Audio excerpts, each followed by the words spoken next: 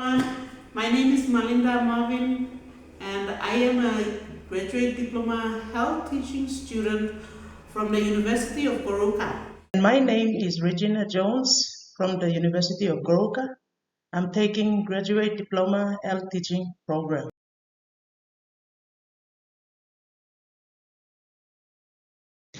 Our topic for discussion today is on polyandry.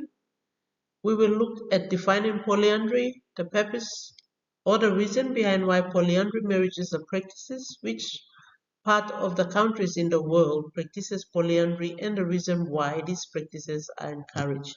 We will also discuss about the impacts of polyandry on children born out of polyandry marriages, the negative and both the positive impacts. The diagram on the screen shows or describes different types of marriages practiced around the world. Monogamy is the state of being married to one person at the same time. As you can see on the diagram, one man is married to one woman. Likewise, the woman is only married to one man. Polygamy, as you can see, is one male married to three wives. Polyandry, as shown, is one woman married to three husbands or more. Promiscuity is an act of having or involving more than one sexual partners. Polygamy is a practice or custom of having more than one wife or husband at the same time. It is called polygamy when a man is living and having sexual activity with more than one wife. Polyandry is when a woman is living with and having sexual activity with more than two husbands. You can see on the diagram how marriage is described. Polyandry, by definition, is the practice where one woman has multiple husbands, meaning she has more than one husband. It is a rare and culturally specific marital arrangement found in limited societies around the world. Polyandry can be fraternal or non-fraternal. Fraternal polyandry is when two or three brothers are married to one woman, while non-fraternal polyandry refers to marital arrangement where a woman is married to more than two husbands but not brothers from the same lineage. Since polyandry is not very commonly practiced in PNG, we have two sets of short videos we like to share on non-fraternal and fraternal polyandry. We look at Nelly from Africa, a woman with three husbands of non-blood lineage, and Sanita Kumari of Nepal in the Himalayas mountain of India, a wife to three brothers. There is nothing special about a man marrying many women, but the reverse polyandry is unheard of in the mainly patriarchal society.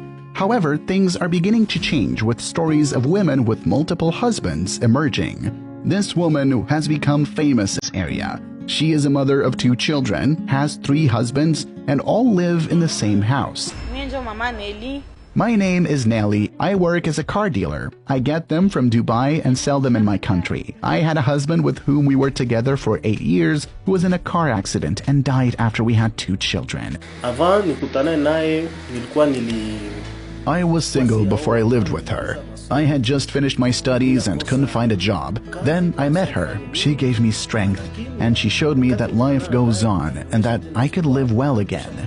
Since then, I started to love her. She also loved me, so she brought me home. And finally, she told me that this was her house. She told me the truth that she has two other men. For a moment, it scared me that it might cause chaos and war in her home. But these men came and welcomed me, and we started living like that from that time to this day. Today, polyandry only persists in isolated villages in the Himalayas. When it was time for Sanita Kumari to wed, her family, like many in India, made arrangements. But they involved more than a dowry in the celebration. Sanita has not one husband, not two husbands, but three, all brothers. What must her life be like? Westerners might find the practice shocking, but for this community it works fine. One reason, sheer practicality. In the Himalayas, arable land is scarce. Farms are tiny. If each generation divided each family's holdings, everyone would starve. Polyandry preserves the farm and the family's future. Unlike most men in India, husbands here handle domestic duties.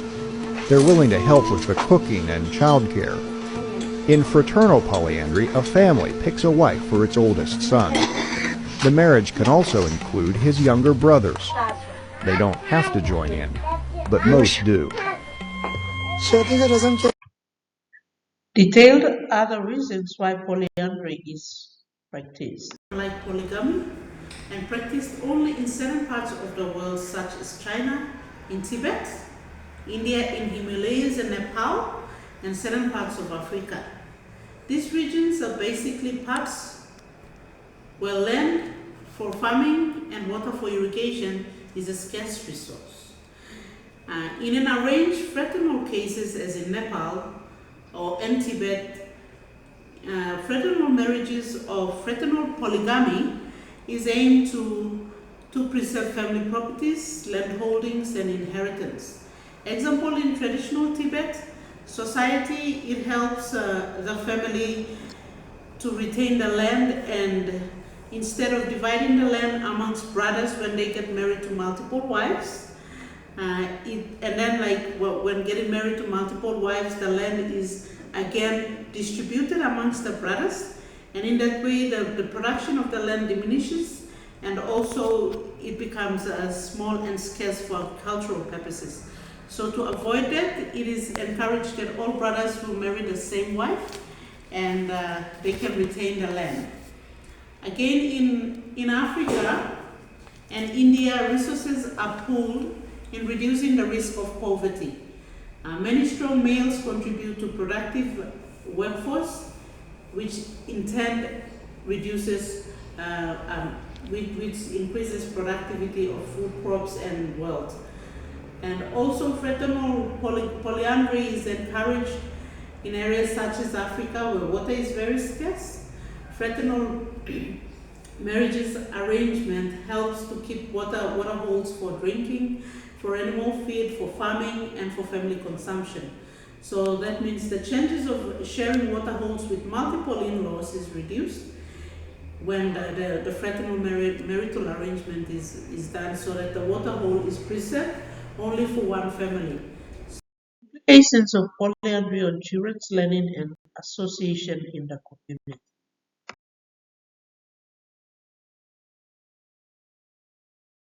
One is resource pooling for economical stability. Number two, parental support and supervision is there. And number three, there is flexibility in gender role. And also it encourages gender role models. So I will speak on the resource pooling and economical stability. Multiple adult earners may provide greater financial stability, enabling better access to school supplies for children, nutrition, like they have access to, because they have high financial stability, they are able to have more nutritional meals, their health is taken care of, so this supports the students in their learning. Number two, parental support and supervision. With more than one caregiver, children may benefit from increased guidance. They have multiple security systems, like security there, because they have more than one dad, which provide a lot of security for them. Attention to homework and emotional security contributing to improve economical outcome.